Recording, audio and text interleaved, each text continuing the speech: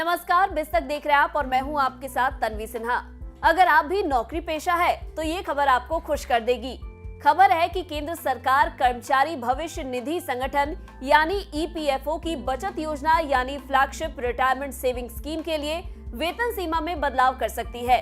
नए फैसले के बाद कर्मचारी और कंपनी एम्प्लॉयर दोनों को ही पहले से ज्यादा कंट्रीब्यूशन देना होगा। सरकार के इस कदम से कर्मचारियों को उनके रिटायरमेंट के लिए ज्यादा सेविंग करने में मदद मिलेगी। साथ ही इस निर्णय के बाद पहले से ज्यादा कर्मचारी भविष्य निधि के दायरे में आ जाएंगे।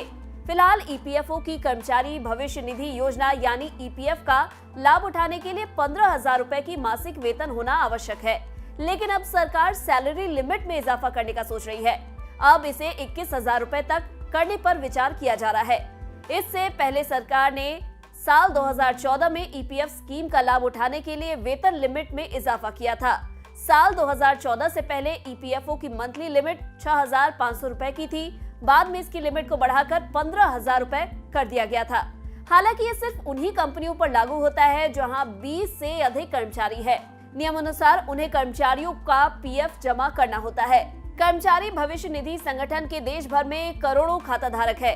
हर नौकरी करने वाले व्यक्ति की सैलरी का एक हिस्सा पीएफ खाते में जमा होता है। कर्मचारी की 60 साल की उम्र पूरी होने के बाद पीएफ अकाउंट में जमा पूरे पैसे वह निकाल सकता है। इसके अलावा किसी इमरजेंसी की स्थिति जैसे कि बच्चों की पढ़ाई, शादी, बीमारी जैसे खर्चों के लिए भी आप खाते में जमा पैसे निकाल सकते हैं। इसके अलावा अगर आपने लगातार 10 साल तक नौकरी की है तो आप ईपीएफ के पेंशन स्कीम के पात्र बन जाते हैं। स्कीम के तहत खाता धारक को 60 साल की आयु के बाद कम से कम 1,000 रुपए से लेकर 7,500 रुपए तक का मासिक पेंशन मिलता है। इस पेंशन को ईपीएफओ सोशल सिक्योरिटी कवरेज के तहत दिया जाता है। कर्मचारी भविष्य फंड के तहत पेंशन प्राप्त करने के लिए ईपीएफओ ने मिनिमम सैलरी का भी निर्धारण किया हुआ है और अब सरकार इस मिनिमम सैलरी में इजाफा करने का विचार कर रही है।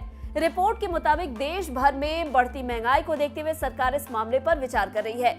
ऐसे में सरकार अगर इस ईपीएफ के मामले पर फैसला लेती है तो ईपीएफओ का पेंशन लाभ लेने के लिए मिनिमम सैलरी की लिमिट 15,000 रुपए से बढ़कर 21,000 रुपए हो जाएगी। वेतन सीमा बढ़ने से कर्मचारी और एम्प्लॉयर की तरफ से भी जमा किए जाने वाले पीएफ का कंट्रीब्यूशन ज्यादा हो जाएगा। पीएफ खाते में एम्प्लॉय की बेसिक सैलरी का 12% जमा होता है। एम्प्लॉयर का योगदान भी इतना ही होता है। वहीं अभी यह 15,000 रुपए पर 1,800 रुपए है। अगर इसे बढ़ाकर 21,000 रुपए किया जाता है तो यह 2,520 रुपए हो जाएगा। इससे भविष्य में तैयार होने वाला पेंशन फंड मौजूदा से ज्यादा हो जाएगा। एम्प्लॉयर के कंट्रीब्यूशन में से एक हिस्सा ईपीएस यानी पेंशन फंड में भी जमा होता है। ईपीएस में बेसिक सैलरी का 8.33% कंट्रीब्यूशन होता है, जबकि बाकी 3.67% हिस्सा ईपीएफ में निवेश किया जाता है। नियम के अनुसार अगर किसी कर्मचारी की बेसिक सैलरी 15,000 रुपए या उससे ज्यादा है तो पेंशन फंड में 1,250 रुपए जमा होंगे। कर्मचारी के रिटायरमेंट पर पेंशन की कैलकुलेशन भी अधिकतम सैलरी 15,000 रुपए ही मानी जाती है। ऐसे में रिटायरमेंट के बाद कर्मचारी ईपीएस रूल के तहत मंथली सिर्फ 7,500 रुपए बतौर पेंशन ले सकते हैं। रिपोर्ट के अनुसार ईपीएफओ की सैलरी सीलिंग बढ़ने के बाद करीब 75 लाख कर्मचारी इस दायरे में आएंगे और फिलहाल 6.8 करोड़ कर्मचारी ईपीएफओ के तहत रजिस्टर्ड है। अगर आपको हमारे इस वीडियो में दी गई जानकारी पसंद आई हो तो इसे लाइक और शेयर करना ना भूलें। साथ ही बिजनेस जगत की खबरों से अपडेटेड रहने के लिए बने रहे हमारे साथ और देखते रहे बिज़तक।